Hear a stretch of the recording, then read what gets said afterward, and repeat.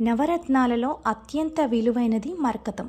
మరి ఆ మరకతంతో మలిచిన పెద్ద శివలింగం.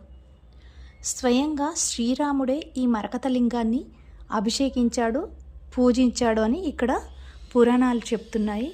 ఇక్కడ మనము లోపలికి ఎంటర్ అవ్వగానే ముందుగా కాలభైరవ స్వామి దర్శనమిస్తారు. కాలభైరవ స్వామి ఇక్కడ క్షేత్రపాలకుడు. ఇక్కడ కాలభైరవ స్వామి ముందట ఒక కాలచక్ర రాయి ఉంటుంది. మనం గుడి లోపలికి ఎంటర్ అవ్వగానే మనకి పెద్ద ధ్వజస్తంభం కనిపిస్తుంది. ఆ ధ్వజస్తంభము చూడడానికి ఎంతో అత్యంతమైన వెలుగులు వెదజల్లుతూ చాలా శోభాయమానంగా కనిపిస్తూ ఉంటుంది. ఇక్కడ కాలభైరవుడి ముందు ఒక రాయి అయితే ఉంటుందండి.